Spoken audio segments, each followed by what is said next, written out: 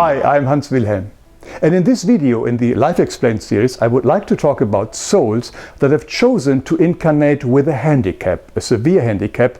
It can be physical, it can be emotional. Now, of course, we all have some form of handicap, otherwise we wouldn't be here. We all have to overcome something. But some souls have chosen a particularly severe kind of handicap. What's the reason for that? Let's explore that together. Now, of course, we are all spiritual beings, and prior our incarnation to Earth, we usually are very much aware of how our life will be. And some very strong souls have chosen to incarnate as somebody with a severe handicap. The major reason, of course, is that this is an amazing opportunity to get rid of large chunks of karma, because it is such a difficult life. That is one possibility. The other possibility is that this person is going to learn to receive love. You see, we all are pretty good in giving love, but not everybody is open or vulnerable enough to receive love from someone else, love and help from someone else. So this is an opportunity for the soul to learn to receive love from someone else.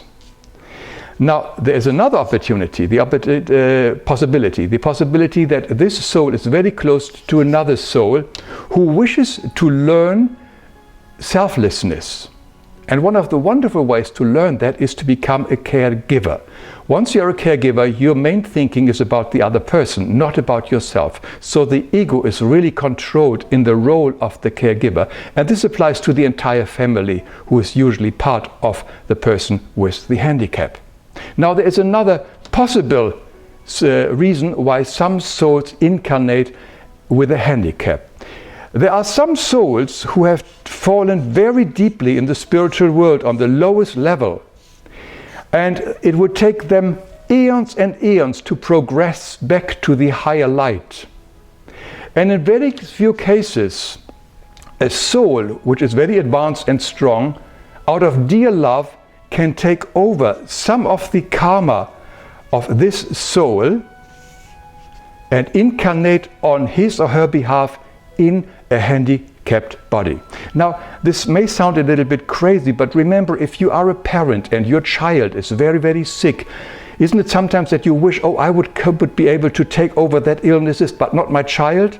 So this love for a father or a mother for their own child is similar like this soul has for another soul, and wishes to help that soul to progress further and faster.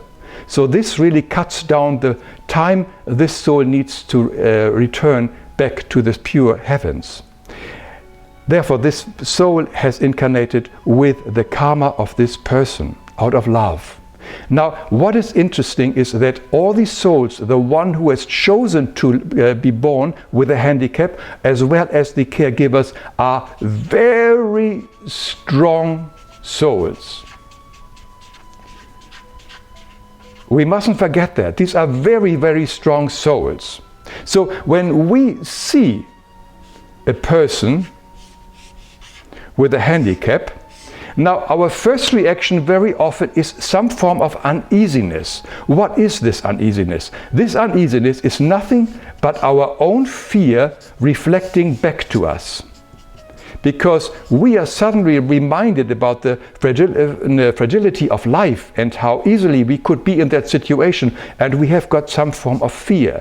It is our own story that we put onto that person. But all these things which is coming back to us, because life always reflects everything back to us what we have not loved. So the fear and the own story here are things in ourselves that we have not yet loved and accepted. So some people say, I am very sorry for that person, so they use pity. But pity is a terrible thing, because pity is, as Michael J. Fox says, is another form of abuse. It's really very condescending to feel sorry for someone else. The other thing people sometimes feel is what they call compassion. But very often it isn't compassion, it is their own desire to feel comfortable again.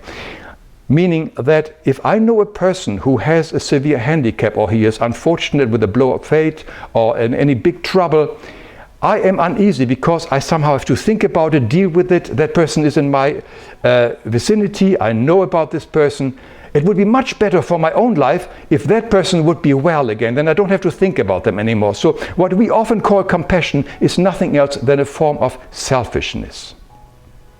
So what would be the best way to really respond when we see somebody with a handicap or their caregiver? The first thing to remember is that these are very strong souls. That is very important to realize. That also to drop our story and our fear. The moment we drop our story and all that we have projected on these two people, we have finally the opportunity to truly be with that person. We are present. And when we are truly present, free of our own story and fear, we then can see how to respond, maybe with help, with words or kindness, or to assist, or whatever is necessary. But for as long as we are ruled and run by our fear and our own stories, we will not interact correctly with the person who has chosen this handicap. As I've said, the souls that have chosen to incarnate into a body with a handicap, as well as their caregivers, knew about this prior to the incarnation. They have made a conscious choice to incarnate into this difficult life. And the reasons for this are manifold, but it is not up to us to speculate what these reasons might be.